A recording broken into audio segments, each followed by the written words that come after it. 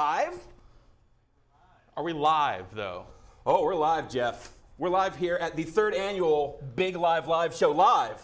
All right. In fact, welcome everyone at home joining us here for the beginning of 8 hours of sheer madness. I'm Ryan Davis. Joining me for the start here, Jeff Gerstmann. Hello. Yeah, we have a whole show planned. I mean, this couch seats 3, and there's only 1 here now, so there you go. Spoilers for later. There might be more people on this couch. And I might get up, man. I don't know. Or you might just kick your legs out. 8 hours of just being nice and relaxed. For the ladies. So, Jeff, it's been a, let's say, eventful year since the last time we did one of these. Yeah.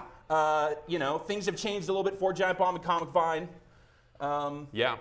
We're here. We're part of the CBS family. Yeah. And as such, kind of the focus of this show has changed a little bit over what folks have seen last year. If you're a returning member, if you've seen this show before. Yeah. You know, we're still going to have a lot of crazy segments. We're going to be playing games. There's going to be shenanigans. But kind of one of the ideas here is we want to give you a better idea of what it is you're going to be getting with your premium membership over the course of the next year. Yeah. So, you know, we got some segments kind of built around that. But, you know, it's still, we got guests coming in for game demos. Yeah. You know, we got some tournament action set up. You know, we got all kinds of T-shirts and things. We do. You know, we just launched a bunch of new T-shirts earlier this week. You can go to store.giantbomb.com. You can pick those up. I just launched this morning a fresh new shirt design that's going to be available for today only. Pink shirt. We've already sold like 300 of them. It's amazing. Do not buy Ryan's limited edition shirt. Why not? It's awesome. It's stupid. It's awesome. What are you talking about? It's a bad shirt. It's a great shirt. I don't want to encourage people to look. Someone has to rein you in. What? It's getting out of control around here, and I just. See, look at that. That's not okay. What's not okay about that? I mean, think what does that even mean? Exactly. That's not an answer to my question. It is now. Well, in response to this, I've launched my own limited edition T-shirt design. And you son of a bitch! If people want to look at that, it is also available at store.giantbomb.com. And I think that that's maybe a shirt that you might be interested in picking up because I think it synthesizes my feelings, it crystallizes them down to a real sharp point about what I feel about this stuff. So.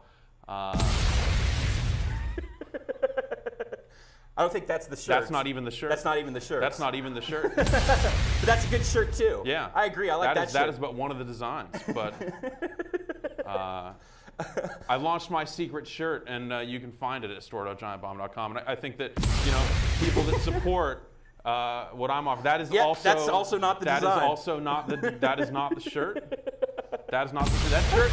That shirt is available. If that's the shirt. That shirt you could also buy. That shirt, if you want to buy that shirt, I'm not going to stand here and tell you no. No, that's. But if you want to buy this bullshit motherfucking shirt that Ryan Davis is selling, well, I guess I just say fuck Ryan Davis. What? That's what I say. No, that's not okay. Yeah. That's not okay. You can't say that on the air. This is CBS. I just did. Dave Letterman. You know what CBS stands for? What? Fuck Ryan Davis. That also not the shirt. That's the PayPal shirt. What are you doing?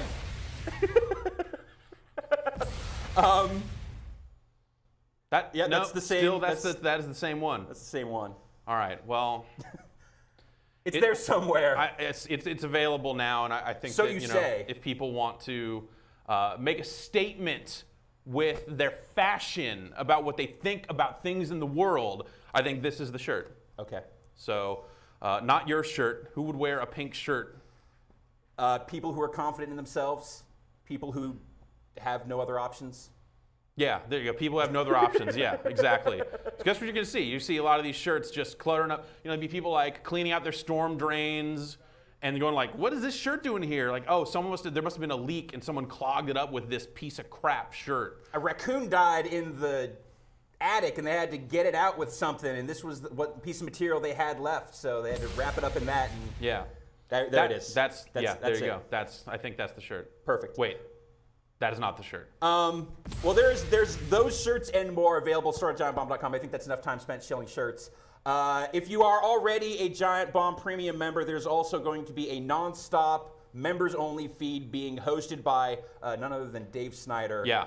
He's going to be taking questions, chatting with folks over in Snyder's Snake Pit. So. And that's yeah. I mean, if you're a premium member, you can actually see it. It's on. There'll be a second video player right on the page. If you're watching on giantbomb.com/chat, if you're watching somewhere else, I can feel him. Really?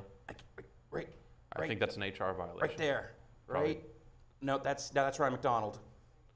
That's there. It is. See him right there? Right there. There he is. Yeah. See, and then there's Alexis. So you'll be able to catch, if you're not a member yet, you'll be able to see, kind of glimmers and glimpses of what Dave's going to be doing during the course of the show. Yeah. And we'll be checking in with him directly. Yeah. Absolutely. And he's also going to be giving us a look at the new Giant Bomb. The new Giant Bomb. Which we're going to be launching in a while here, further down the road, but that's still in the works. It's like the new 2 Live Crew, but good. Wasn't that the new 2 Live Crew? I think so. Yeah. Little, but similarly, little rabbits. The new Giant Bomb is back at your ass for 2012 and/or 2013. As you can see, Dave Snyder has committed to the Snyder's Pit concept here, even with his haircut. Yeah. Even with the haircut, it's so perfect. 100%. God damn, so excited about that. Yeah. What else we got going on here today, Jeff? Oh well, we got some guests coming in. I mean, we're going to be playing some PC games. We're going to get a little co-op together. We're going to finally, I think, once and for all, destroy Brad Shoemaker. Yeah. Over the course of the day. Wait. Wait, what? I wasn't sure if I should be celebrating destroying Brad Shoemaker. No, that's something that I think that's maybe the only thing that you and I can actually agree on. Is that finally that motherfucker has to go. Common ground. Yeah. So, yeah, we got a pile over the next 8 hours of stuff lined up. I don't know if I want to get into specifics. No, we got some games. We've got some returning features. We've got some new features. Like I said, one of the things we want to do is give you an idea of what you're going to be getting with your premium membership over the next year. We're going to be kind of teasing out some new segment ideas, some new feature ideas that we're going to potentially be pursuing over the next year for premium content. So that's going to be the show. I'm going to throw it over now to our first segment. Patrick Klepek, take it away on the side set.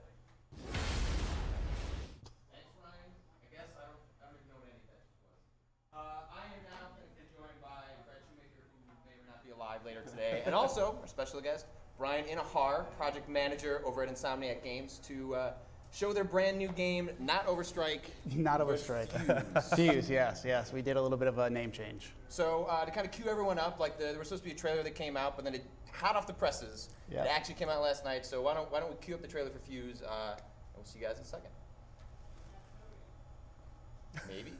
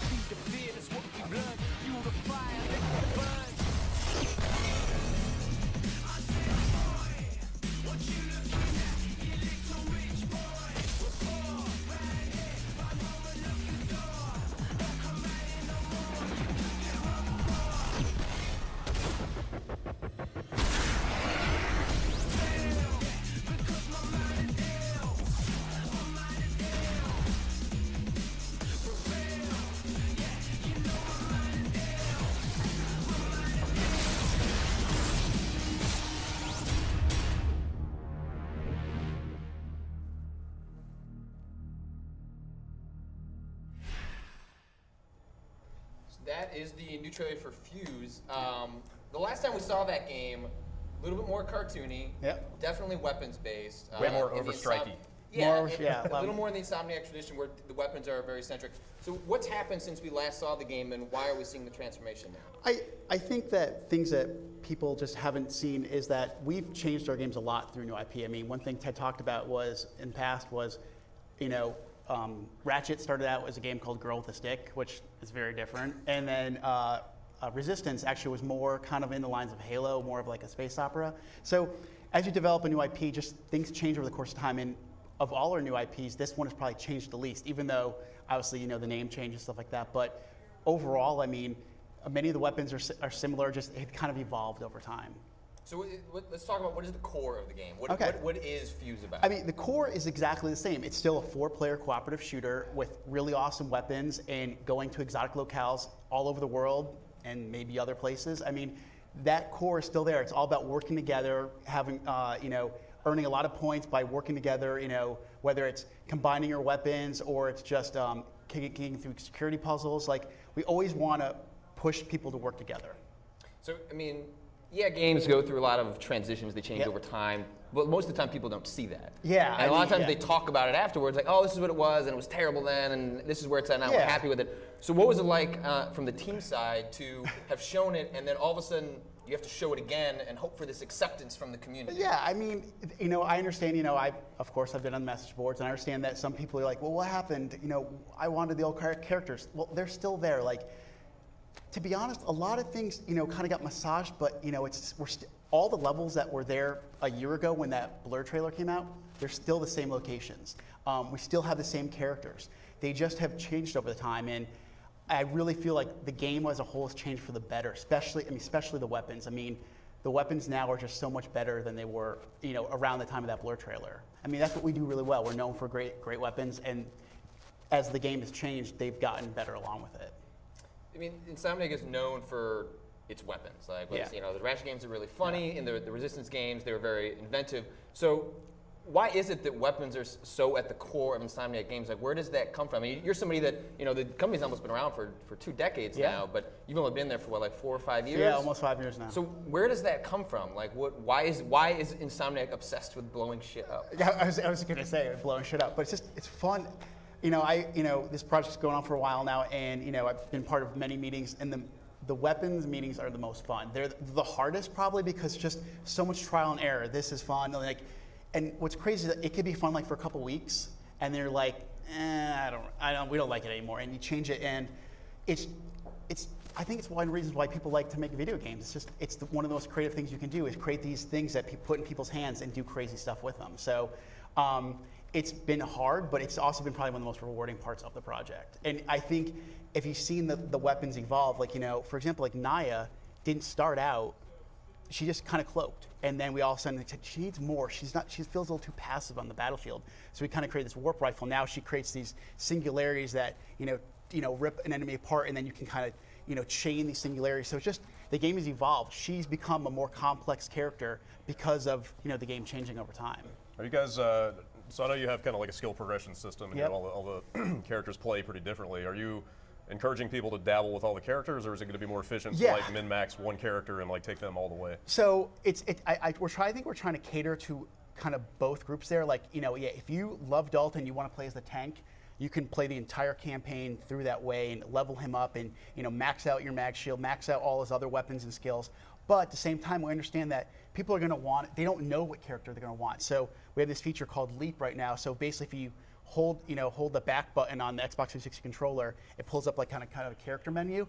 It shows the faces of the characters, and you just press A, B, Y, or X, and boom, you instantly change that character. So you can either just max out one character, or you can say, you know what, I'm going to play through campaign and just keep hopping back and forth and kind of bring them up steadily. Oh, cool. So that's one thing that we're trying to cater. We understand that even though we're a cooperative game, there's going to be people who just aren't going to play the game online, or they're not going to want to just play all 4 characters. They don't have the time. So we want to be able to give you those opportunities, because there's going to be moments in the game where you're going to say, you know what, there's this big stretch on a helipad and there's no cover. Who's the best guy to be there? Dalton, switch to him. Or there may be someone way in the distance, and if you're Dalton, it's probably not the best to use him. So you can switch to Jacob, bring out the arc shot, and really snipe people. So we definitely want to, I want to say we want to cater to everybody, but we're out trying to understand there's different people that play different ways. We want to make sure they experience Fuse the best way possible. Cool. This is the first time that, everyone I think was pretty excited when Insomniac went multi-platform. Yeah. So it must be weird though, as a studio, after being so Sony-centric for the longest time. The first time that you play Fuse and like an achievement pops, like I imagine that just must be really strange. It's interesting. I mean, it's funny. I was over at one of our artists' computers the other day, and he was playing. I saw an achievement pop, and I'm like, whoa! And I was like, and you know, I kind of, you know, I've seen so many achievement stuff through Excel sheets, but it was the first time I kind of go, oh yeah, like we're making a multi-platform game here, and it's like, you know, of course, you know, I have the 360 at my desk, and I think, but like, it was just you hear that little pings noise, and then all of a sudden it come up with the points, and I was like, yeah, like this is a pretty big deal for us. I mean, we've always made just games for, you know, the Sony platform. So, but I also think for us, it's pretty exciting to reach out to a whole bunch of other games, because as much as, you know, like all of us, we have every console that comes out. Not everyone does. Not everybody does, and it's kind of, you know, with a new IP coming out at the you know, toward the end of the generation, we have a chance to introduce Insomniac to a bunch of new gamers. So we're pretty excited. Have you guys taken a hard look at the PC? You know what's going on there with a lot of console games getting really nice ports over to the PC, and people hooking them up to TVs and using controllers. Yeah, I mean, it is. It's funny. We had a bunch of media at the office last week, and of course the PC was a question. Right now, we're just focused on PS3 and 360. I mean, we've only made games for PS3 before. We just wanted to now concentrate. Right, when's the 3DS version coming too? You might as well just pile on another one. So exactly, you know, when's the N-Gage version coming out? You know, or something. You know, no. But to be honest, it's just we just want to focus, make sure that we want to get PS3, 360 out the door, and whatever happens after that happens. But yeah, I mean, I'm really excited to see the game on 360. So get a game that I totally know how to get every achievement possible. So how long have you been in Insomniac now? It's 4.5 years now. So like we have a history together because we have a long history. You used to work at EGM, and back when I was working at 1UP, and so you were one of the first people that left in sort of kind of a wave of editors and writers and journalists that left to kind of go to these community manager spots, which is where you started on Resistance 2. But now you're a project manager, kind of producer. So what has that process been like? So we've seen a bunch of people like David Ellis, Luke Smith, guys move from like community positions to actually working on these games. You went legit. I mean, I don't know. You guys seem like you're having a lot of fun here, so I don't know. Did I make the right choice? I mean, no, well, you guys are the ones that are out there, like, actually creatively putting yourselves online and making something of we just make asses of ourselves and they can laugh about it. I don't know. You come to the office, people might call me an ass. No, we had a roundtable with some of the community fans last week, and I mean, I honestly can say I have the greatest job. I love what I do. I didn't think, like, it wasn't like, oh, I'm going to go to EGM and then, 4 or 5 years later, I'm going to be a project manager, producer, whatever you want to call it. It just kind of happened over time, and it's just been a natural thing. It's awesome. I kind of still get a kick out of these things. I walk over at an animator's desk and see him, working on a character, or I see, our character artists or designers working, and I just get to see all that stuff happen. And we have unbelievably talented people, and I'm just really fortunate. I graduated college and I'm really lucky. Like, I remember when I was 9 years old, I said, I wanted to work at EGM, and it happened. And and eventually, we all go on these tours and we see these studios, and I was like, is this something I want to do? And Insomniac, I would always come back from visiting Insomniac saying, that's a really cool place, and it just kind of happened. It's been really awesome. Like, I am supremely happy. Like, it's just been a natural, and it's glad to see. We worked with a lot of great people. I mean, you look at Luke and David and Mark McDonald, and all these people have just gone off and done some really great things. And then we have people still you're still working on this, and those are great times. It's funny. Like last night, I came in late and I had Subway at the same Subway I had during late night EGM. It was just because we were all on 2nd Street, or were at the time, and it's been weird when we came back here, like, how much things have changed. Like, there aren't as many outlets anymore. Like, things have decentralized. People live wherever they kind of want now. Well, we had media at the office last week, and I used to know everybody, and I was like, hi, I'm Brian, and I just didn't know them anymore. I mean, like, I know you guys, but like, I don't see you guys a ton, and we hadn't shown the game for a while, so it wasn't like doing media or anything. Half the time I don't have time to do that because I'm trying to manage the project, make sure it's getting done on time. So, but yeah, it's crazy just how everything has evolved. I mean, whether it's the tech, whether it's the games, or even the way they're covering games. I mean, look at this. You guys are covering games for 8 hours today live. I mean, that's insane. It's stupid. It's really dumb. It's insane, but it's awesome to see how everything is changing and evolving over time. What was, having been on the outside looking in for as long as you were on our side, once you got in there and really mixed it up with the development, like what was What was the one thing that shocked you the most about how video games are made? It is so freaking hard. Yeah. It is. I also remember the screenshot story. If you know the one I'm talking about. Taking screen. We learned how to take screens, but just like, I remember sitting in a meeting for Resistance 2, and they were analyzing this one segment of like it was Chicago alleyway fight, and it was an hour meeting about, I would say, 20 or 30 seconds of gameplay, and I turned to my boss, Ryan Schneider, at the time. I go, how do we get these things done? And it just, there's so many moving pieces. There's so many moving pieces, and like, my role is like, well, organize all that stuff and get it. And now in my new role, it's how do I get all that stuff done? But it's funny, where the times of the worst are also the best, because those last 2 or 3 weeks before you finally get it, whether it's a demo or a milestone, it all starts to gel, and it's really, really cool.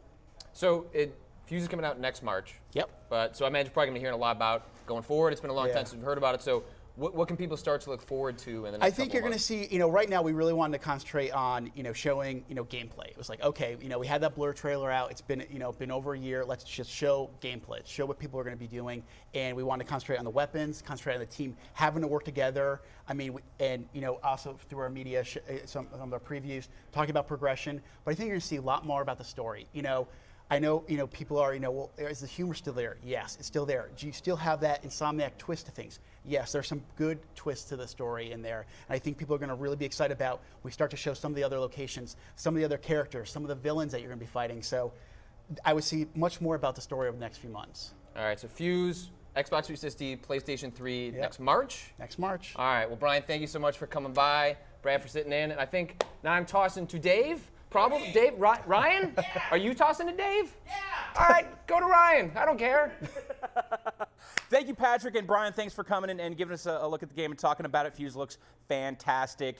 Big Live Show 3 still just getting warmed up here in our first hour, finding our footing.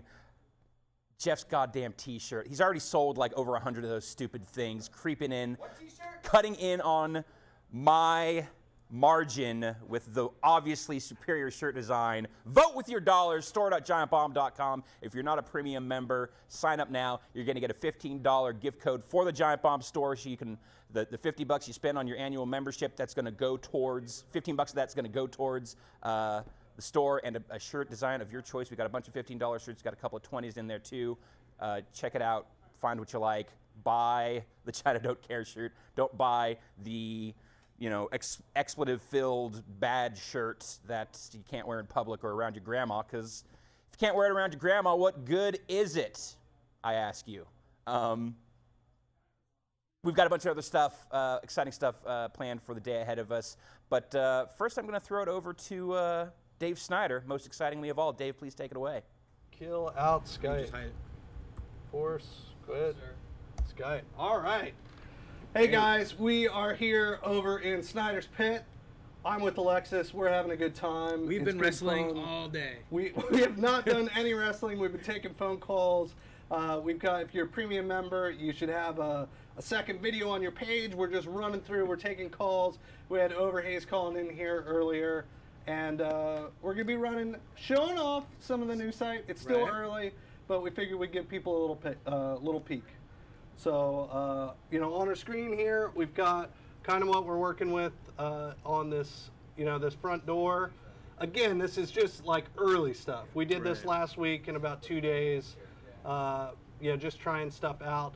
People are, they've been asking, we showed some of this stuff off yesterday. They asked, where's all the activity stuff? It's all coming. We have a special secret thing that we think will make activity a lot better. But just showing some of this stuff off. The cool part that we're doing with players is making it so that you can always sticky content. I always hate that. I always want to view comments or view the site while I'm watching a video. So we've kind of made it so that you can do that. The player, you can also switch and change all your different options from the actual player in it, rather than like before where you'd have to pre-select it. So if you're having trouble with the stream, you can kind of jump into it, and it should just work. Again, we unpin something, and it just moves along. So this is kind of what we're working on with the homepage, but again, this is super early stuff. Other things we've got going are some of these article pages or these review pages. And again, This is kind of fake data in some spots, you know, just early stuff, but, you know, we've got this idea of these more sort of elaborate pages where, you know, we're making call outs that are a little bit cooler. Another big deal we're trying to do is, you know, get some of these, you know, image viewers a little bit better than what we had, so that you can sort of jump to anything in a document, whether it's, you know, on this page or within, you know, comments. So an example, I had Ian, Lieutenant Squigs, who people may remember from the community, somewhat, you know, hurriedly building a fake Giant Bomb staff photo edit thread. And the fun part here, you remember before on the old site, you'd have to click and then, you know, go back down. Here, I'm just using my keyboard and you're just loading up images. This is coming from various forum posts in the page. It's not, you know, it's anything that people just insert into the site. So it's pretty cool stuff. Show the tray. Show the tray? What tray? The magic tray. What magic tray? I don't know what you're talking about, magic tray. You should try clicking on an image, Dave. Oh, you mean, this, Matt. Hold on. Maybe not. Our errors are fun. So we also have a tray that'll show up, and again, we're on a slower connection here. Stuff will load up at a time, but you can actually see these galleries sort of as they're happening in the page. And it's all keyboard commands because I am a lazy bastard. Some of the other fun stuff we're doing, again, those news pages, they will all look, you know, very different depending upon the layout that we're choosing. So some of them will get that big magazine style treatment. You know, here's kind of a reproduction of one of Patrick's articles from yesterday. But we've also got, you know, some styles that are just for, you know, quicker little fixes. Think this one's a quick one? Never know. Yeah. We're also trying to bring the Twitter stuff sort of into the page a little bit as well. But, you know, a lot of people come to Giant Bomb for the videos. You know, again, we're doing that video stuff the same way. You've got your comments. You can, again, pin those videos. So you want to read your comments while you watch the player. Probably my favorite feature. That is probably the best part, you know, because I think, 80% of the people always say, we come here to watch the videos. Yeah. And it's tough, you know, you're watching a video and you want to comment at the same time, and I think the sticky function is going to be pretty popular. Pretty excited about it. Our WYSIWYG stuff, we've been working, Regina's building stuff over here, and you know, a lot of this stuff is just really cleaned up from what we had before. So, you know, I could jump in here, look at my previous uploads. We're now, you know, calculating all the sizes of images, so you can just jump and kind of see them, make those previews as they happen. Our WYSIWYG, our modal editor, I remember this was something that didn't work all that great. We're having a lot of fun with it, and it's a lot better than it used to be. So you make those crops, those saves, you want to make your rotates, you want to change your brightness or contrast on an image, you can do it, you save it out. You make a save and a couple seconds, but you finally end up with your image. Pick the large one, center it. This is all stuff, you know, it's refinements of things that we've already been doing, but I think it'll help people out in the wiki land and also just make the site, you know, super fun.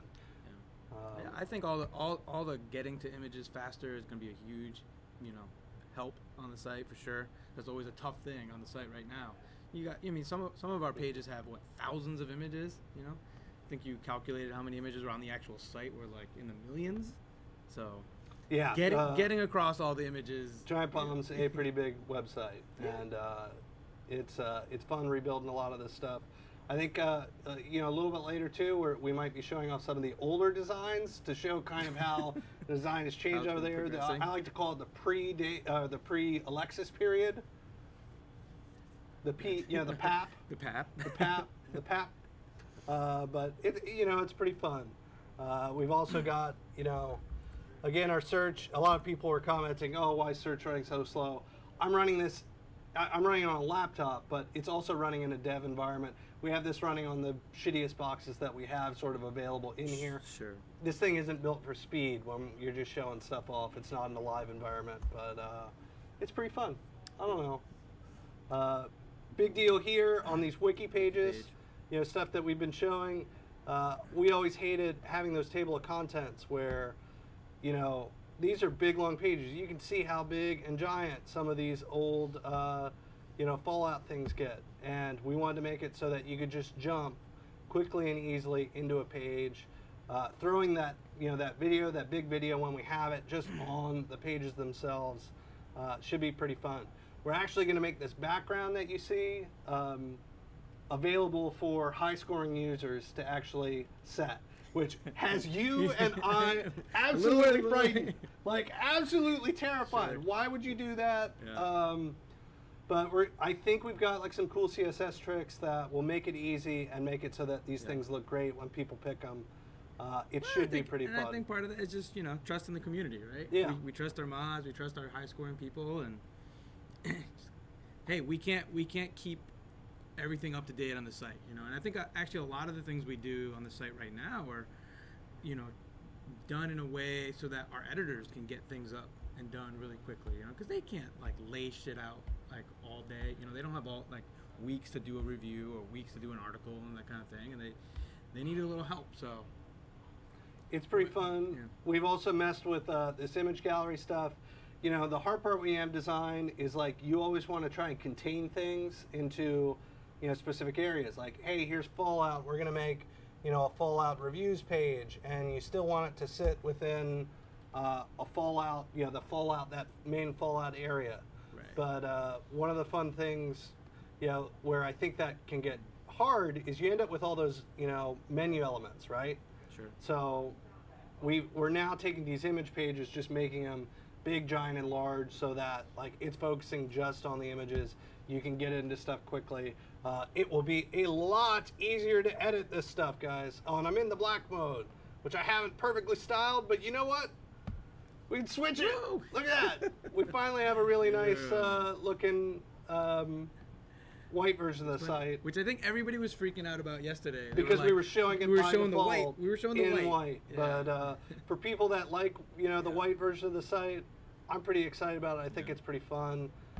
Again, some of the things that we argued about was the windowing of a full screen or the full screen of a full screen. So let's just do both. We've done both, so that if you're in a window and you just want to make this kind of thing smaller so that you're not viewing, you know, you're on your desktop, you don't want to do a full screen, you've got other stuff going on, it can do that. Or it can go into a full screen mode, you know, where we'll overtake. And I know like the live site with the player has problem with, you know, anti-aliasing. Right. Full screen, this fixes that. So it should be pretty cool. Again, we're pretty excited about it. Jason's been working really hard on it. I think he's as paranoid as we are because he's seen like how the community reacts to this stuff. Well, but it's also the best thing about the community, right? They are almost the best bug fixers possible. Yeah, right? And you're building a site for people that actually care about you know, web design and about sort of what you're building. So it may be kind of tough, but it's also really fun. So you know, I think it's going to be I think it's going to be interesting, you know, as we launch this stuff. You always have, you know, your technical troubles. We're going to run through them. You guys remember them as we've done every launch. Sure. They're always going to be a little bumpy, but you know, we're definitely building out cooler stuff. You know, the ability to do these block quotes the way that we have them, like, should be really fun for people that do this stuff, especially kind of in the profiles and all these other sections. Yeah. I'm excited. What are you worried? Well, you know, I think my worry is I think we actually tend to design a little differently than most places. I think we tend to code and design on the run a little bit. And so you're almost not seeing what the site's going to look like finished yet because we don't work from mock-ups. You know? So traditionally a designer will like mock it up, make it pixel perfect, give it to somebody to build out, right? Well, since we're doing both things, we've kind of just not done the mock-ups, and so This is the craziest build I feel that we've ever worked on because we've made maybe 2 mocks in Photoshop, and the rest of everything else is just all sitting in SAS files and messing with stuff. It's been fun. Which is it's a good thing because like it's the way you should build websites. Right, and it's incrementally getting better. 2 weeks from now, I think the site's going to look. I mean, actually, this homepage that you're looking at right now, this is actually an old homepage from 2 days ago, right? What I have sitting in my development area right now actually looks way different. I'm laughing. We set a bunch of images. We're showing off in the demo right. how these tools work. Obviously not a Skyrim image. We're messing with stuff as we build it, but it's pretty cool. I love this stuff. It's fun to build. Pretty good. I don't know. Nice image viewer. Like that. All right. So, what else? What do you want to show? What have I always forget stuff when I do demos. What did we not show? The podcast player, I think we're going to change up. That's right. We did change. Ryan's very excited about this new. What happened to our one with all the comments? There we go. There you go. So big deal here again. We're doing a lot of those pages that are fluid design.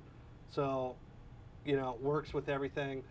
What we're showing here, it's not doing like. I think we're worried when we get the one problem with responsive design stuff is that when you do these mobile environments, what happens to these large images? You're still loading a lot of JavaScript. I think a lot of people, this is the big thing on the web. Is like, hey, look, you're amazing. You can do this stuff. Right. It's actually not that hard. No. It's pretty easy as long as you get some good front end coders that can do stuff. It's not that hard. The harder part is that when you get to a mobile sized page that's like this, you're still loading the same images. Like these are still big, large images that are getting loaded. That can be troublesome and worrisome. You don't want people to be sitting on their phones and having a really long time doing stuff. Yeah. I think we've alleviated some of that, some of those issues with some of the media query stuff we're doing, but we're going to keep improving on that. So. The other idea we're doing is these hover on avatars wherever that you go. You can get in there and sort of have a good time and just check in on a user. But I'm going to follow the admin, I guess. So the admin is on every website, but pretty good. Awesome. What's your favorite Giant Bomb staff edit photo from the that you can remember? I actually always like the Sopranos one, the Ryan Sopranos one. I think that one's done really well.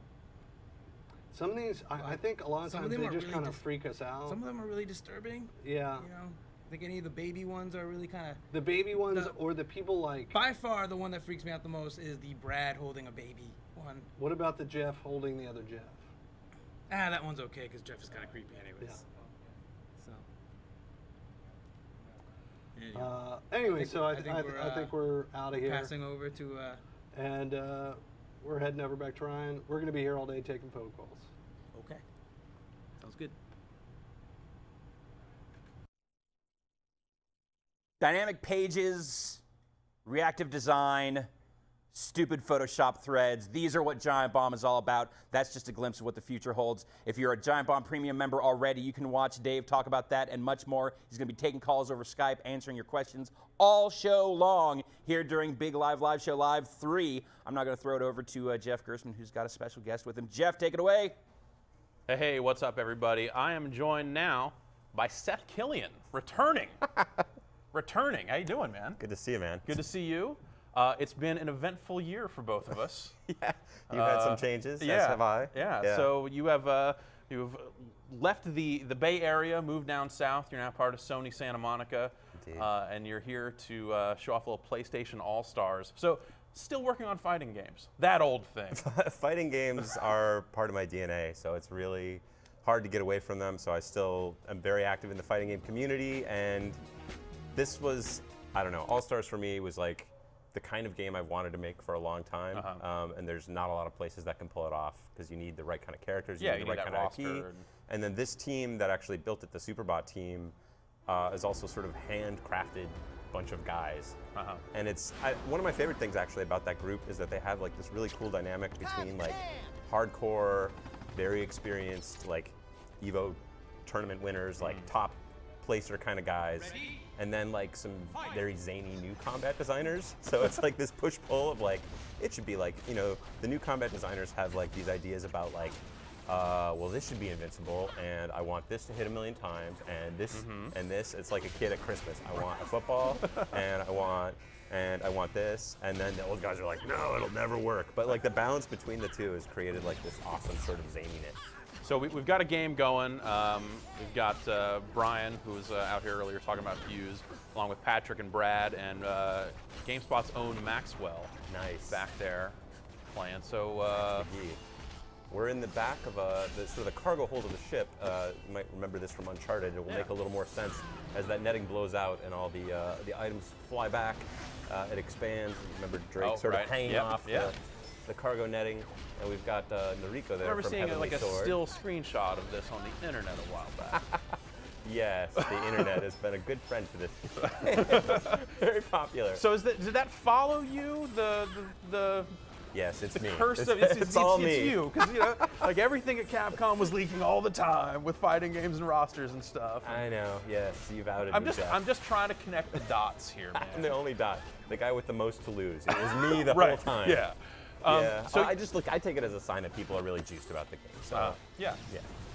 So what's it been like? I mean, so you're not actually at Superbot. You're working at Sony Santa Monica proper. Yes. What's the relationship like there? Well, when you say I'm not at Superbot, that's actually technically true. But then we're at Superbot offices. Oh, so you're pretty much every day, or a lot of the time, and also getting the new builds every day and looking at them on our own side. And just in there yesterday, we had a good discussion about balance and some Sir Daniel stuff that's going to be going on. Cool. Character that I'm excited about, as well as it's a really nice collaborative relationship because I've known a lot of those guys for many years. Omar Kendall, the game director, I've known him around the fighting game scene for a long time. Paul Edwards, lead combat designer, has roots with many, many good fighting games. And Omar had worked on the UFC game. He did, yeah. He sort of, remember when the UFC game was like strangely awesome? Yes. Like, I was like, why is this game so good? And then I was like, on? What's Omar do? Oh, right, put them together. So Omar did an awesome job on that. And I remember talking to him at some point. He said, yeah, I got a really good idea for a fighting game. I don't know. And then here we are. I'm like, I didn't realize when the game got announced that he was on it. And then I was like, oh, wait a minute. The hell's okay, all right. Noriko just popped her. That's her level 2 super. You can aim that cannon up and down. That's one of the crazier ones.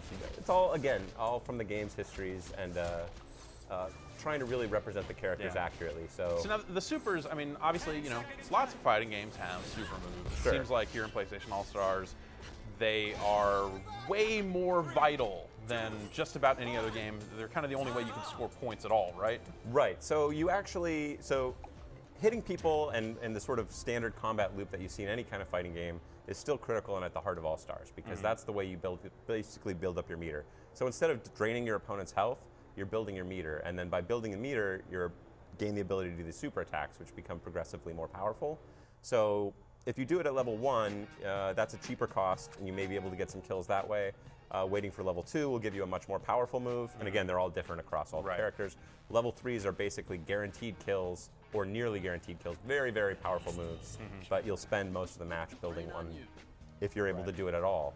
And some of those, I mean, different characters will have different abilities with that to the point where it might be an instant kill, but you'll only get 3 points from the other 3 players, whereas others can actually kind of get 4 or 5 or 7 or something like that. Yeah, there's a few sort of screen wipe kind of things. Yeah. Like Parappa will do a dance that just is so awesome that everyone dies. Yeah, we've all been there. That dancer was so amazing. I'm dead. I gotta go kill myself now. Yeah.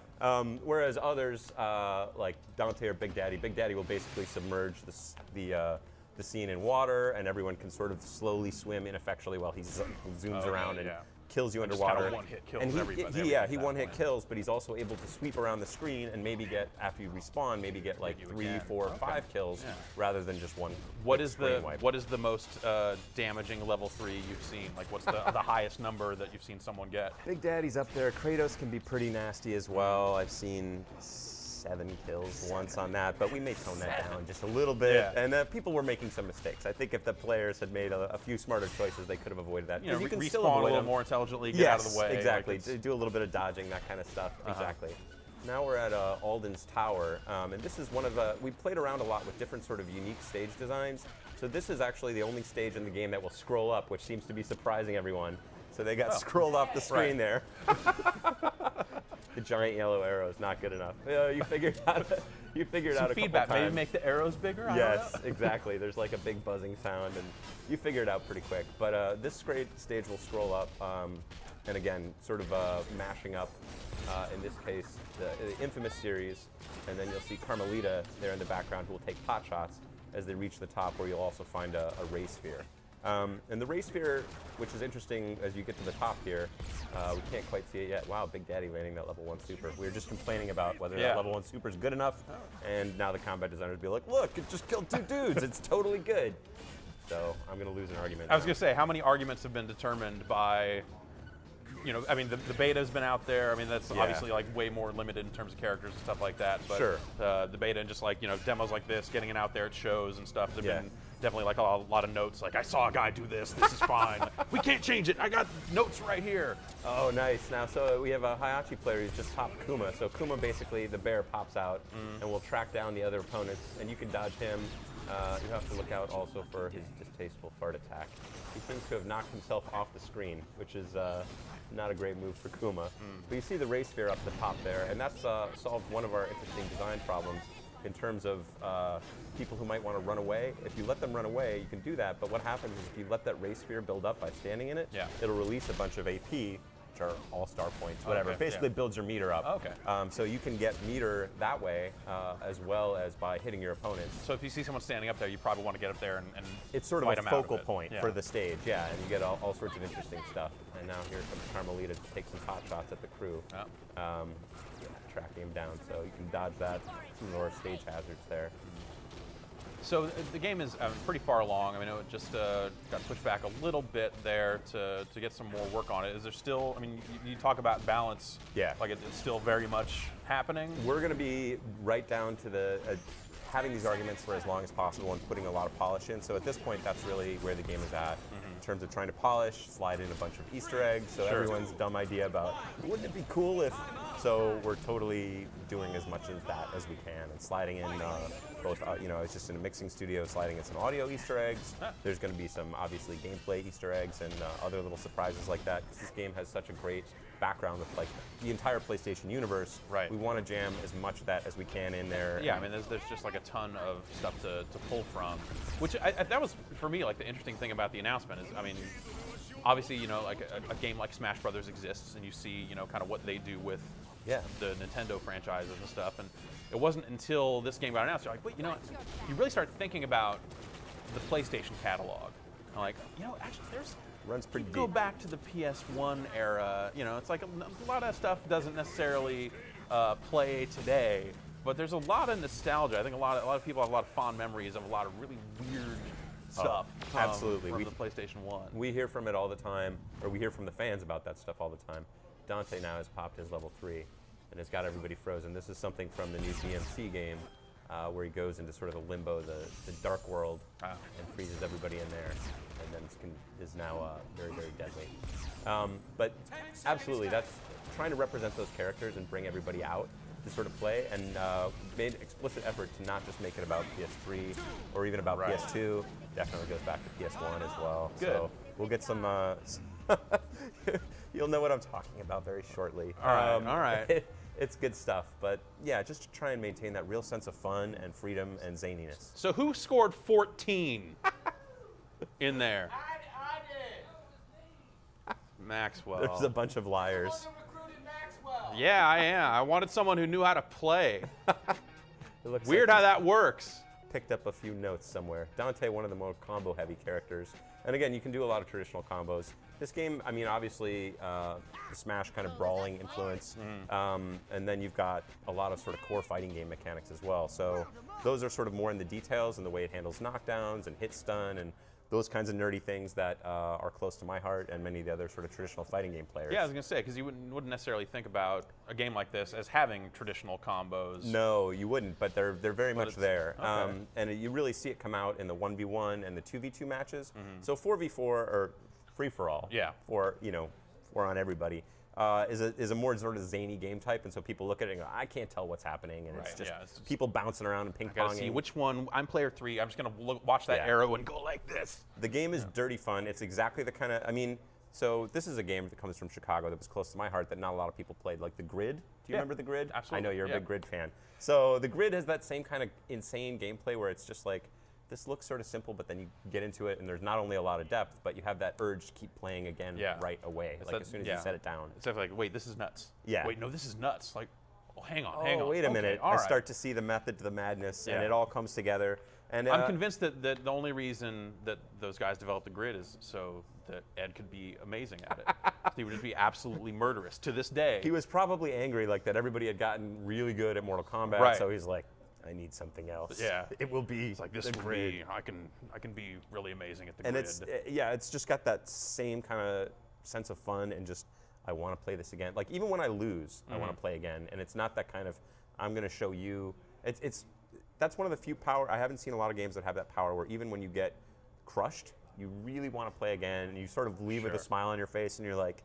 And you also, it makes sense. You're like, oh, that's why I lost. And the whole thing with building up meters to the super and all that, what I really love about that is not only because the supers are so interesting and different across the characters, but it's sort of a meta game. So in most fighting games, it's just you're hitting each other, the person who's hitting the other person more, therefore wins. Yeah. That you have the advantage if you're hitting the person because you have more meter, which gives you more options and flexibility and more power. But it actually just starts the meta game of, once you have the super, now you have to actually land the super. That makes sense. And because I know your super, I know what you want to do, and because it's kind of playing the beta kind of without the explanation. You kind of look at it and go like, I'm hitting guys. It's like I understand that I'm building meter, but I want to do damage, and there's no damage. That's the number one challenge for this game, and so literally the other last Monday we had some Smash players come in to check the game out. Yeah. And when I say some Smash players, I don't just mean some dudes who are like, I like Smash. These are Hall of Fame, world champion kind of, literally there's a Brawl Hall of Fame. Yeah. So some of those guys came in and they were, talking again about the whole super and building up to that. Right. This seems weird. And I was like, here's what I'm going to tell you guys. I could talk to you for 30 minutes about why this made sense and how we tried all these different things and how ultimately this is where we landed and we thought it was really an excellent game. But rather than do that, I'm just going to let you play for 10 minutes. And then we're going to have this discussion again. Right. And then you'll hopefully get it, but we'll have the discussion. And we did that, and they were like, yep, I get it. Totally makes sense, and it's rad. So it's one of those things that is one of our big challenges because we have to talk about it, and obviously not everyone's had the chance to play the game. Yeah.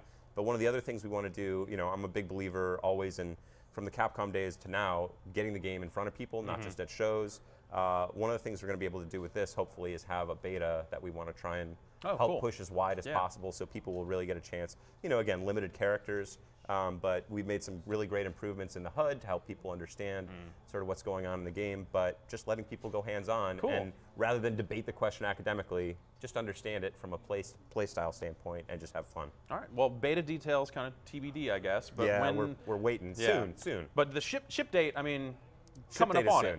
When is it actually out? November 20th. November 20th. All right. That's really soon. Yes. Well, Seth, thanks for coming out. My pleasure. As always. Maybe next year we can do it. We'll both find someplace else to work and get together and do this again. We'll just keep shuffling. All right, man. My pleasure. See ya. Let's take it back to Ryan. Thanks, Jeff, and thank you, Vinny, for that awesome transition. First hour of the 3rd annual Big Live Live Show Live in the can. Already off to an exciting start. We're going to take a little break, though, here and talk to my good friend. Speaking of cans. That's why you brought me on. None other than Harmonix's own lead writer, conceiver of Dance Central. I like Eric that you've Pope. Perpetuated this story. I'm not the lead writer. Okay. But I wrote the story. But there were 2 other writers that handled the other stuff. So lead writer Eric Pope. Yeah. Of Dance Central 3. You've flown all the way out from Cambridge, Massachusetts. Just for this. Just for this. We didn't even pay your way. Nope. Which, like we did that for everyone else. Whoa, really? Yeah. So much for ethics. Wow. Well, how is that ethical? How is that unethical? So I don't get the same Seth Killian treatment then. Well, I figure you guys are just cashing in John Drake's frequent flyer miles for all this stuff anyway. John Drake is perpetually accruing frequent flyer miles. Well, he's literally... As we speak right now. He's probably watching this. He's literally accruing frequent flyer miles right now. I think Drake is watching this right now on a Virgin flight. I hope so. So let's talk about him some. Yeah, let's talk about that a-hole. Because John Drake's not here yet. In case you were, you hadn't figured it out yet, we're going to show some Dance Central 3 later on in the show, but we've got some other shenanigans. America's favorite dance game, Dance Central 3. In store for Mr. Pope here, which we'll talk about here in a little bit. But first, we just want to acknowledge the fact that John Drake's not here yet. Right. Because he is in the sky. Yep. And it's like, hey, that seems like you're kind of cutting it close if you're going to be doing like live gameplay demos on this live show that's already started, and you're, flying through the air. Yes. He lives in the sky. He's like, I have a feeling the BioShock Infinite team based their story on John Drake's life. Do you think he's got to the point where like he breathes like cabin air better than real, like his body is adjusted to the point where it likes the ratios better? My theory is this. Have you heard about, I don't know what the name of the scientific term is, but the further away you are from the center of the Earth, the slower time travels for you. So for instance, a pilot, they spend their entire career circling the globe. Okay. When they die, they're technically a few seconds, maybe even just milliseconds, younger than they otherwise would have been. So my theory is this is Drake's way of trying to stay alive that much longer, just as a fuck you to everybody on Earth. Well, he's already not sleeping ever. No, he does not sleep.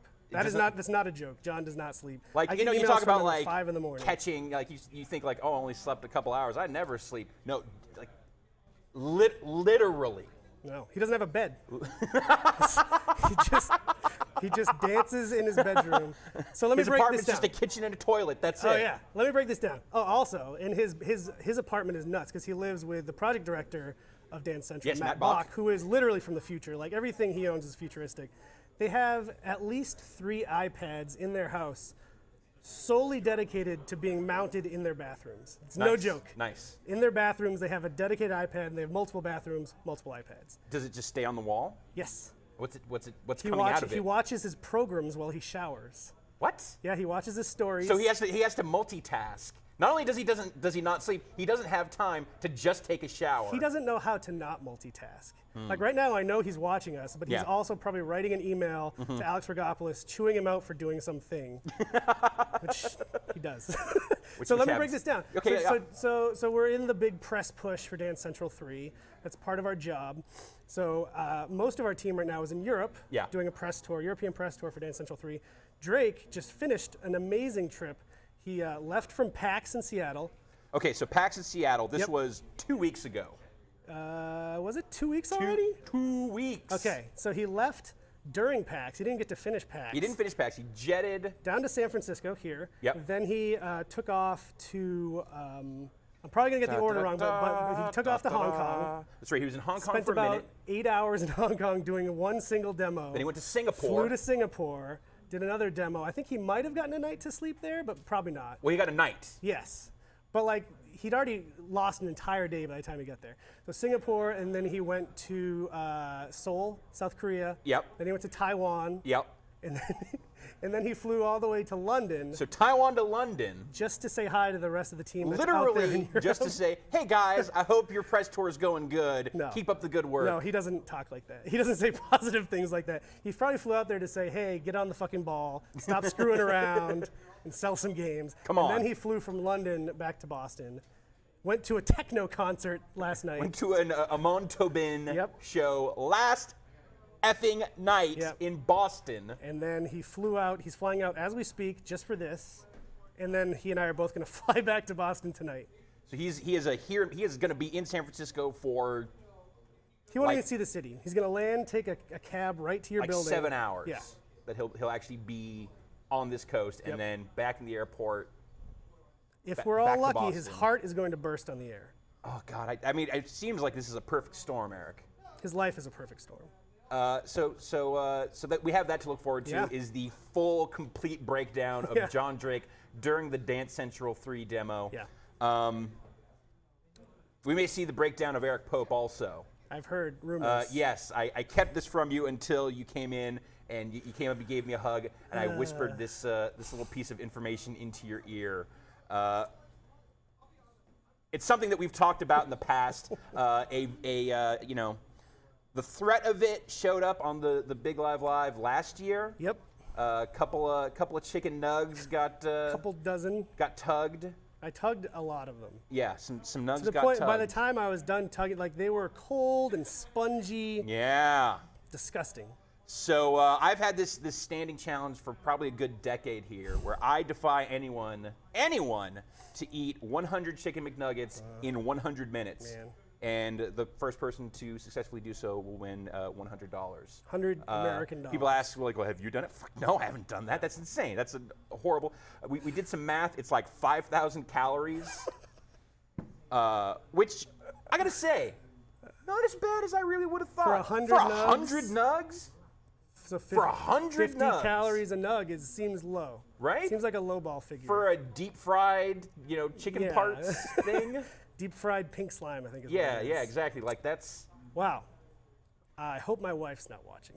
She'll be but furious. I feel like that's actually not that bad, but I'm sure the sodium is like billions of milligrams. Yeah, like that's the part that would actually make your heart explode. Sodium, is the like sodium. it's like the Dead Sea. Which I think is really where the challenge comes in. It's not the fullness. It's going to be the sodium's going to suck all the water out of your body, and you're going to be really thirsty. And so you're going to try and drink a bunch of water, and that's going to make all of that nugget, that kind of spongy nugget texture, and then it's just going to balloon up inside of you. That's why you can't feed pigeons rice at weddings. You shouldn't throw rice at weddings because pigeons eat it and they explode. Exactly. And that's what you're trying to do to me. It's going to be like we're pulling you up from the bottom of the ocean too fast. The bends for your stomach. Yeah, for all of Eric Pope. But you are not going to be alone in the 100 Nugget Challenge because Alexis Gaisa, designer for Giant Bomb, and has he been known to pack away the nugs? And stalwart. He says he's done 50 without breaking a sweat. He's also diabetic. Oh no! Which I feel kind of like wildly irresponsible for asking him to do this. Oh man. But that's going to happen during the show at some point here in the near future, so look out for that.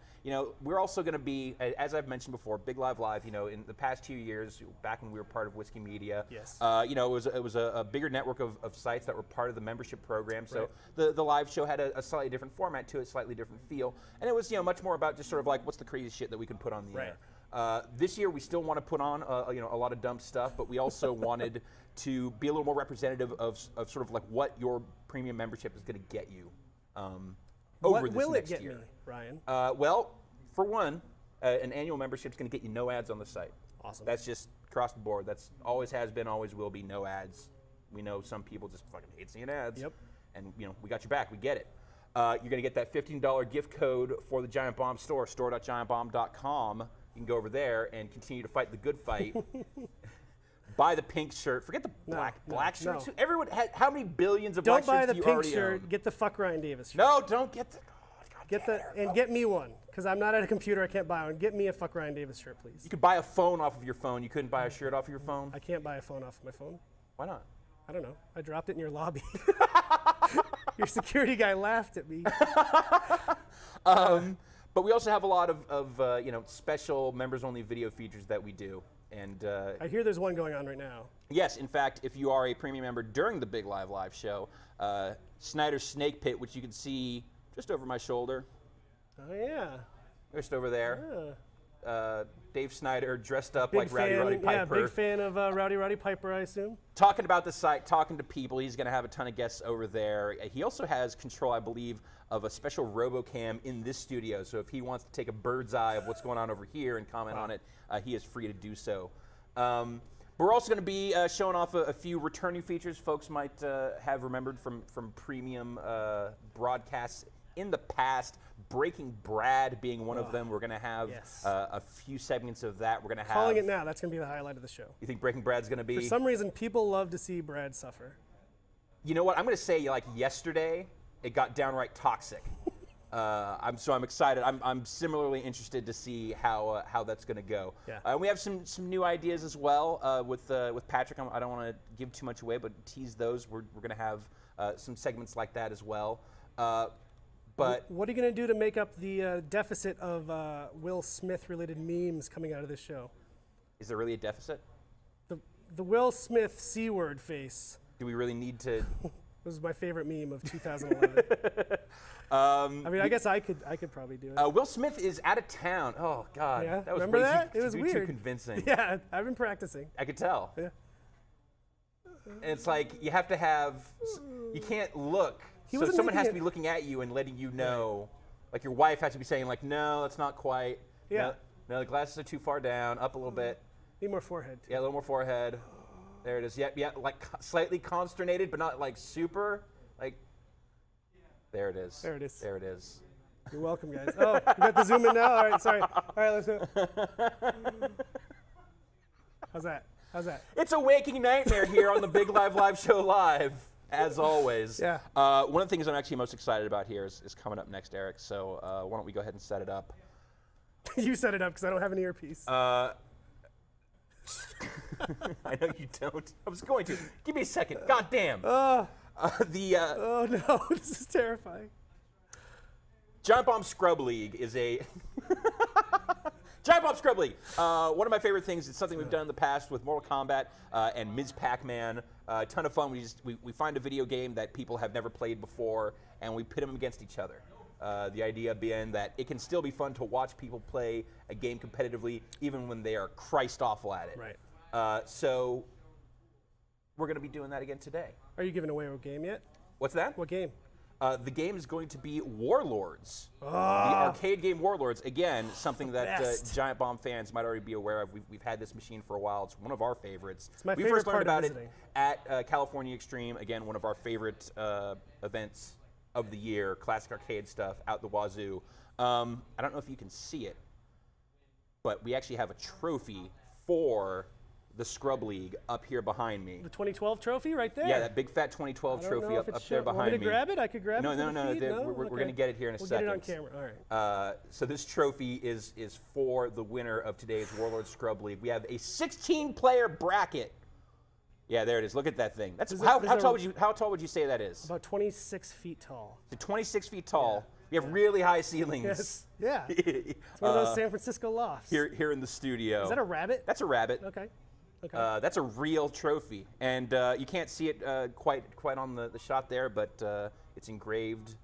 Even says really? Warlord Scrub League champion. Will you get the winner's name engraved on it? Yeah, there's a spot at the bottom where you can have a little plaque added that says the winner's name should they decide to spring for it. What do I get for doing the Nugget Challenge? Not a trophy. That's for sure. Well, you get the pleasure of my fucking company. Okay. Eric Pope. That's worth more than a trophy, Ryan. Is that good enough? My friendship. Okay.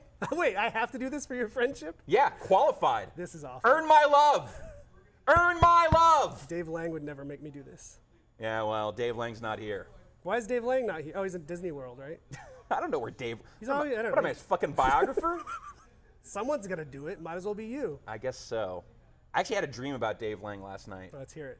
No, I'm not gonna go into that. No. Okay, fine. I was at a weird like trade event in my dreams, and of course Dave Lang was there. As far as I'm concerned, that's the only time that Dave Lang exists. He's an apparition that just comes together for trade events to say awful things to and about people, and then he disappears. He turns into a mist, and I'm told he's in Chicago, but. Yeah, and that's no joke. He does that mid-conversation. Like, he will seriously just check out of a conversation and walk away. It's happened to me at least twice with him. He's just like, I'm done with this. But enough about my Dave Lang dreams. Hour 2 of the 3rd annual Big Live Show Live has to continue. So we're going to start with the first part of the Warlord Scrub League, which we just discussed. I'm going to throw it over to my man, Jeff Gerstmann, who's in the studio. Jeff, please take it away. All right. Thank you, Ryan. We are here. And welcome into the first Scrub League for Warlords. I'm joined by our first tier of scrubs here. I'm just going around. Why don't y'all introduce yourselves? Peter Brown. Maxwell McGee. Danny G. Thomas. All right. Thomas has no last name. I like that. He's like Cher. Well, it's a French name. So French. Okay. All right. Well, French names don't count. We all know that. So we got GameSpot editorial on the far end from me. We got engineering over here. And how this is going to work is we've got 16 people lined up, and we're going to have them square off in a game of Warlords, the 1980 classic. Have any of you played Warlords before? No. No. None of you have played Warlords. How many of you are younger than Warlords, which was released in 1980? Fuck. All right. Well then, I'm going to tell you a brief bit about the rules for Warlords. It is multiplayer breakout. You will move your little shield around the edge of the castle with the spinner. And the other 4 of you should be listening to this too, the next tier here, because I'm not going to repeat it. You can hold down the button to catch the ball on your shield, and then release it by letting go of the button. If you hold the ball too long, it will start to blow back into your castle walls and eat away at your castle. You must hit the square, the king square there in the center, to put someone out. And it's winner take all. The winner advances to the final round, our final 4, and a chance at that amazing trophy that Ryan showed off earlier. Are you guys ready? Let's do it. Yes. All right, all of you push your player buttons to jump in. Here we go. Dragon's gonna spit here. And it's already off. Not a lot of ball catching going on. I like that, keeps it fast. Maxwell slows it down a little bit. He's definitely going after Peter. A little wild shot there. Those diagonals can be tough. Oh.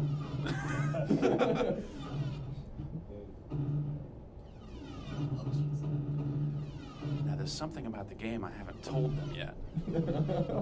There it is. Oh, no. If you take too long, more balls appear. Peter is wide open. Oh man, he's got just opening. Maxwell's walls get breaking down there on the side there too.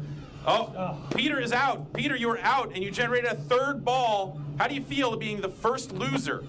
Ashamed? Let's say. No. Disappointed? All right, Thomas is now wide open. Danny's not looking real great either. Oh, Danny, you're out. Yeah. You're out.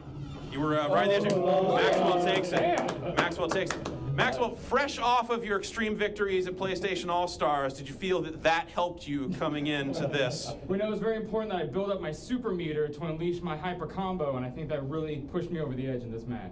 Well, fantastic. Thomas, what happened? I don't know. Not enough French power. French power. That's okay. All right. Well, Maxwell, you will advance to the final round here, our final 4. And why don't we get our next group of 4 in here? You guys are excused, and the 3 of you should be ashamed of yourselves. Seriously. Jesus. Get off my set. Warlords is a game of skill, not chance.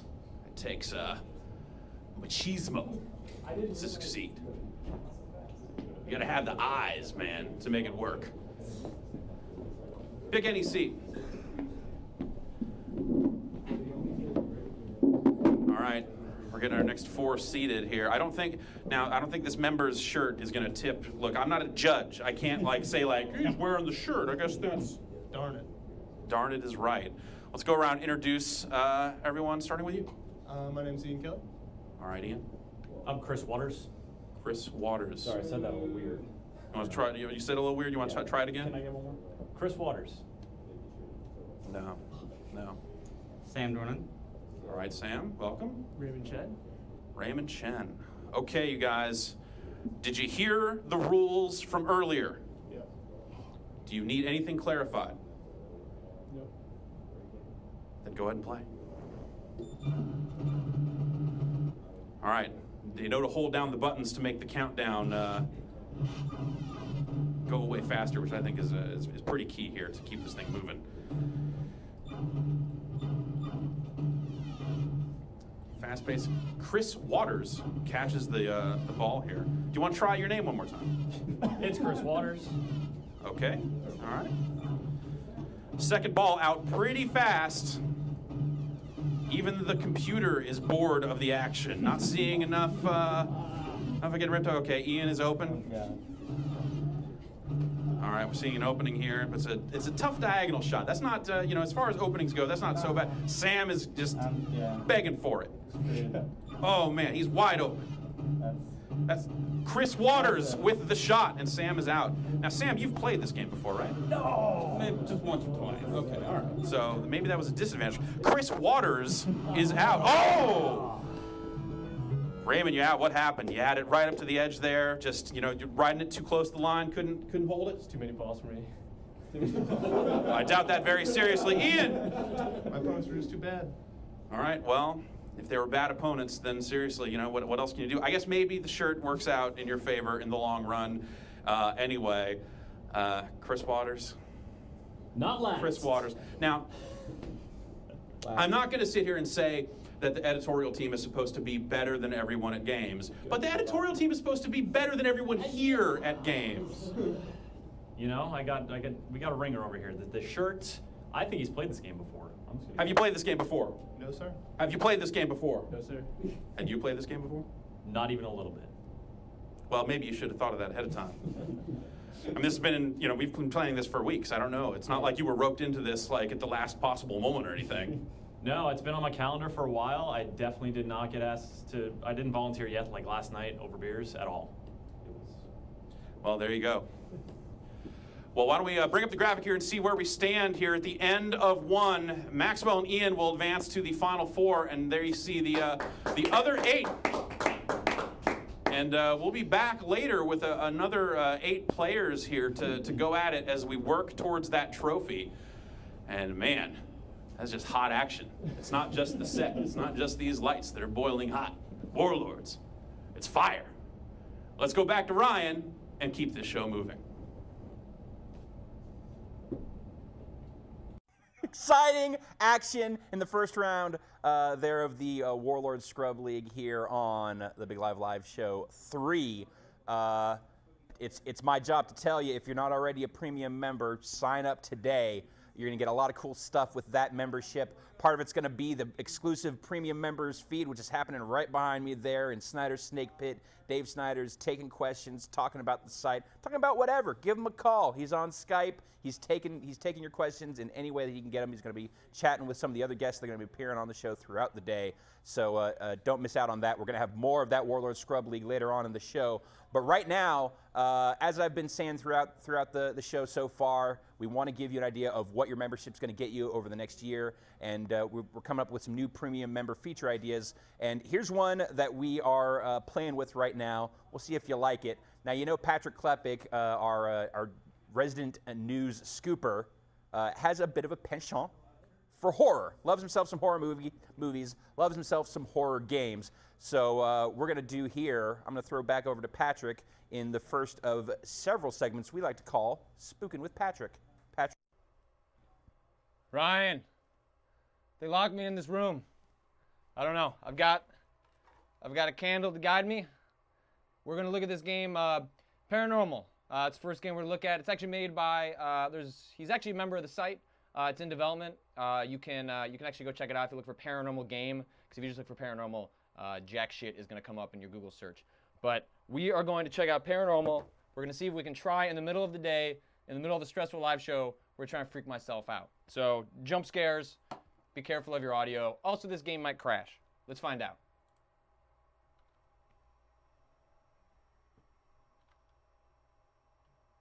Probably doesn't have trophies.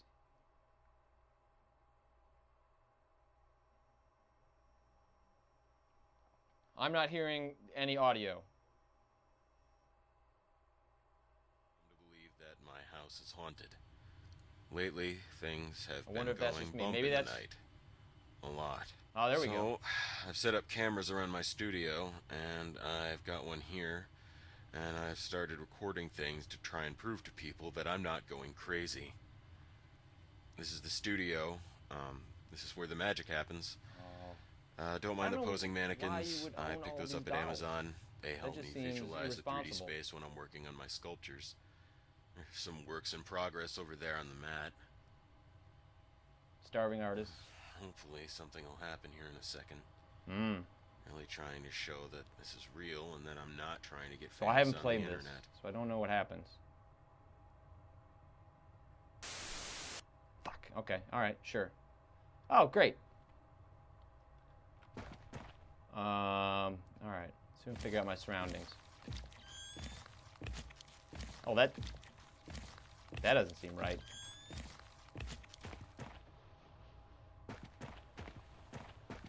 Oh. Okay.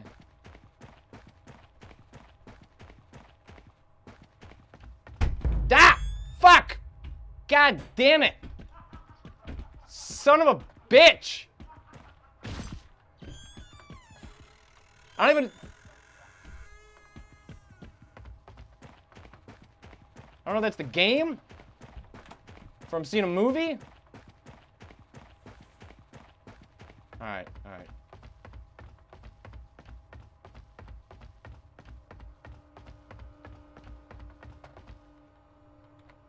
Can't eat that.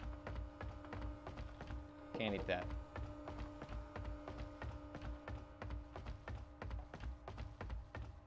Oh. Just walking around these games. What? Two. Oh. Well. Hey. Son of a bitch. Okay. There's someone upstairs.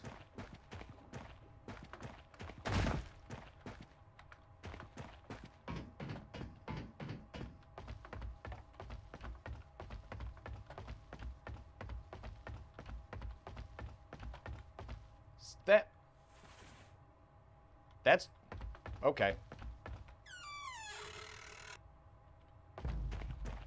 I don't know why.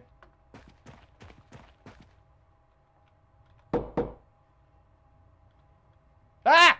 Fuck! Alright, so maybe it's the main camera? Let's sleep. I don't... Oh.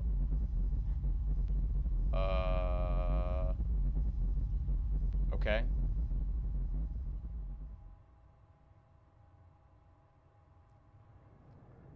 So there's ghosts, okay. Is that it? Huh? Is that all you got?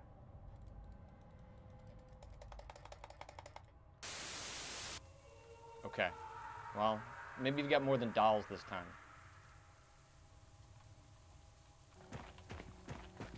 Why wouldn't I put those away? Like, why would you just leave those out? My guy also seems drunk. Okay, so you can put dolls out. There are candles. You have put up Michael Jackson paintings. That is just... Why would anyone get that? Okay. That is legitimately kind of creepy. They won't let me go.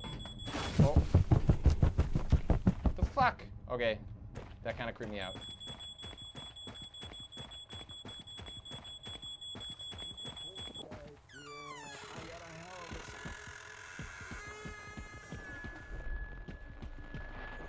Apparently, my house is on fire.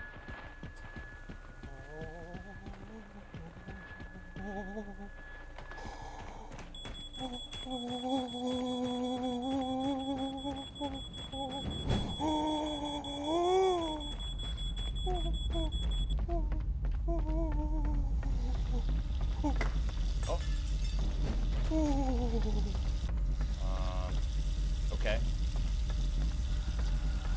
Oh shit. What the fuck?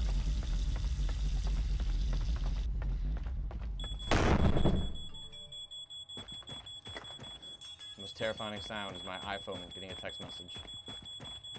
Okay, right.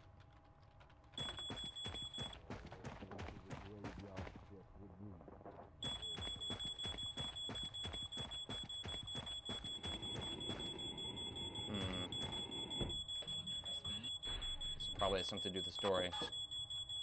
Oh, maybe I can just load Photoshop up. Photoshop some ghosts. Be great. There we go. I'm be honest, this one not really spooking me so far. You know, that's, you know, it's tough when you play these games, you know, it's hard to tell.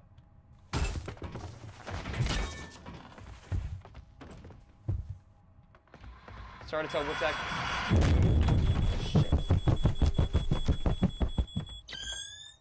It's hard to tell what's actually going to get you. You know, and different things scare different people. You know, like things that get under my skin are ghost stories. So that's why Amnesia is so terrifying to me, because you're constantly having to go around corners, hide from things that you can't fight back. And I'm okay with jump scares. The most terrifying thing is when the keyboard and mouse stops working. It's like a Ouija board in your hand. But yeah, it's, you know, these games are hard to make, and so when I talk to people that do make them, I sympathize with their plight of trying to make something that scares everybody when the jump scare is certainly the easiest thing to go after. Oh, there is religious commentary.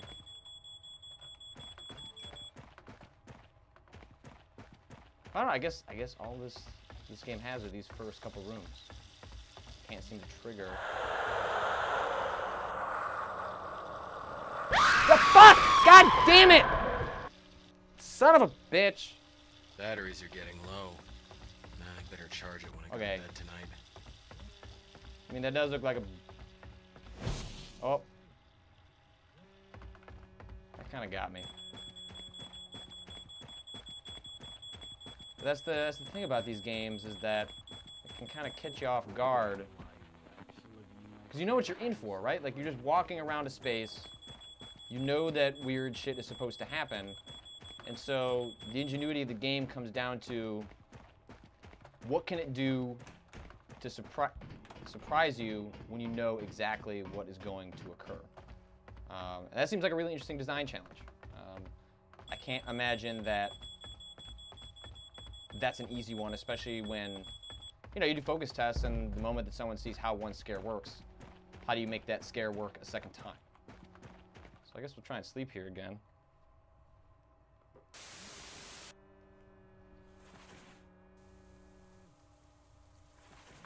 See what happens here. I can also, I have a backup second one. And I don't think these are working that well. Let's try.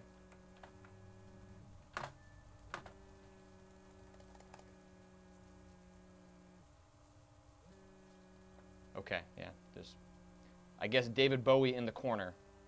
But if I saw David Bowie in the corner, I don't know if that would scare me. I think I'd be pretty excited if David Bowie was in the corner. I mean, obviously this is a work in progress. You know, comparing this to, this is also like one dude working in UDK versus sort of a team of professionals like Frictional Games working on Amnesia. That's a tall order. But it's also cool because you get a chance to see how this stuff kind of works in progress. All right, there we go. Let's see collectibles. Oh, yeah, that's terrifying. Okay, let's see. There we go. What else we got here? This other one I downloaded, Haunted Investigations.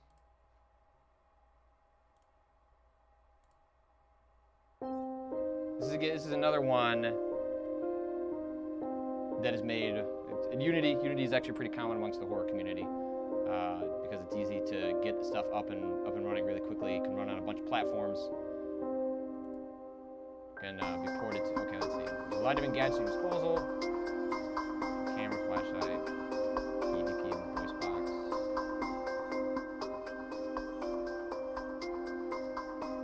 Camera, UV goggles.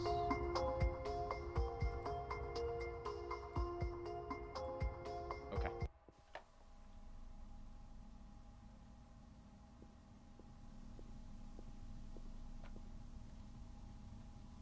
Assume because I have this tape.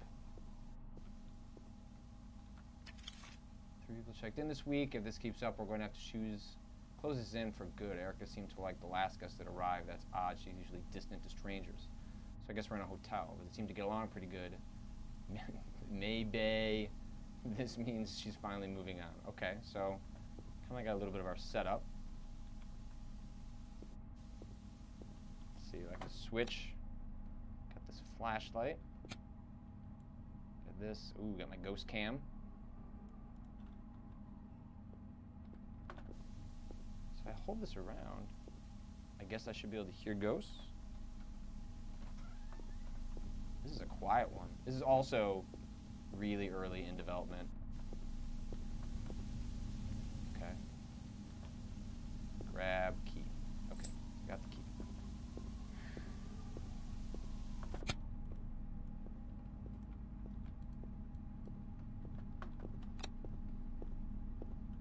Now let's open this door. Not much so far. No music too, you know, that's part of the thing that sets apart Amnesia and these other games. Slender, the Game Jam game that Slender guy did make, Where Am I? Is also a really effective use of music. So with the fact that this is silent, you know, I'm sure that's, look at that. That's a little more terrifying than the game right now.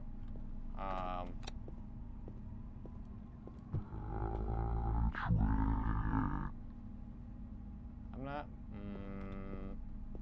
Is that the game? Sounds like my name though.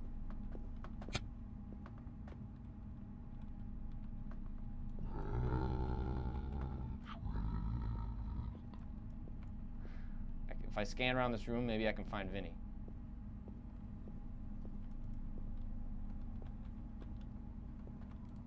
Not getting...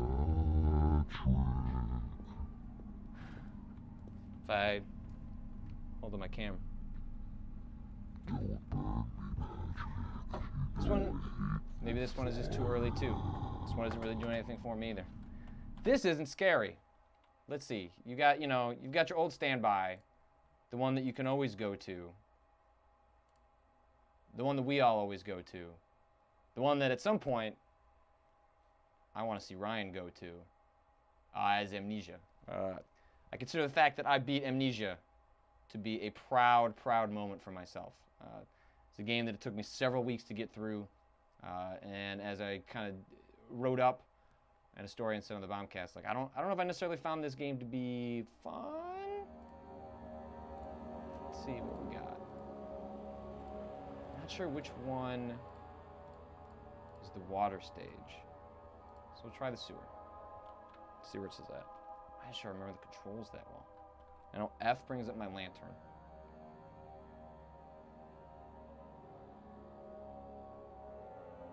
I'm super stoked for the next one from these guys. Okay. So you haven't played Amnesia. It's got a lot of physics-based stuff. You're opening up these... Ooh, doors behind me. Opening up doors. And a lot of the game is resource management with this lantern because the only thing you have is this lantern. You actually have no way of defending yourself.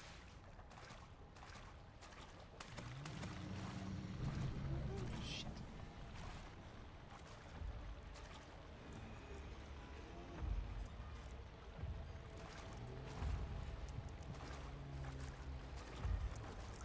Slowly going insane.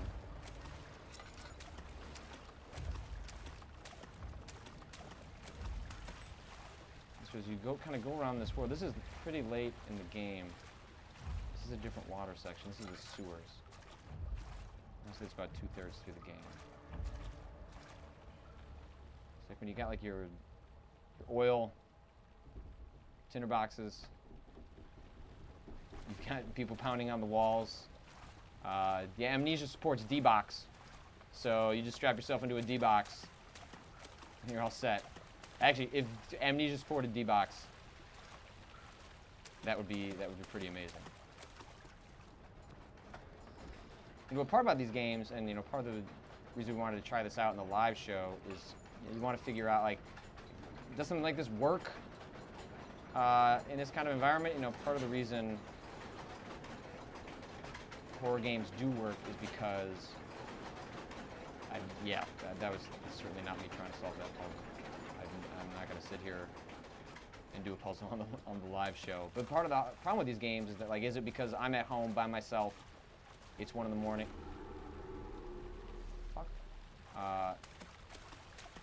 and that's the environment where you can kind of like relax, have your guard down, you've had like a drink or two, and you can let something scare you. I think a lot of people, when they play scary games, scary movies, they watch it with people. And when you watch it with someone, that allows you to kind of like deflect a lot of the fear you have with the game. And, you know, people that say they aren't scared by horror games, horror movies, I think a lot of that is because they don't let their guard down.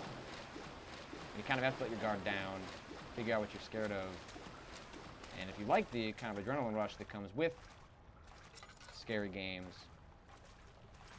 you know, kind of opening yourself up to that and allowing yourself to be a little vulnerable so that you can be scared.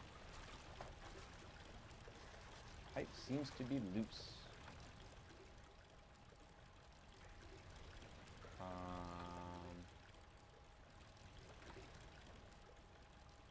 Tools for stone cutting. It's been a while since I've played through these puzzles. Oh, Jesus. Alright, let's see if we can jump. Exit. See also we can jump around too. You know, Amnesia is not like any other, or it's just like any of these other scary games where like the second time you go through it, you kind of know its bag of tricks. I think a lot of the atmosphere still works. If I could get to the water scene, that'd be pretty crazy. But the autosaves that I downloaded do not seem to just have. I think that's the inner library. I can't remember what that section is called.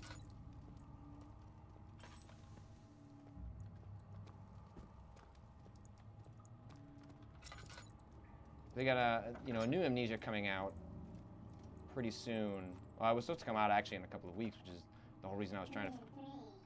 Fuck.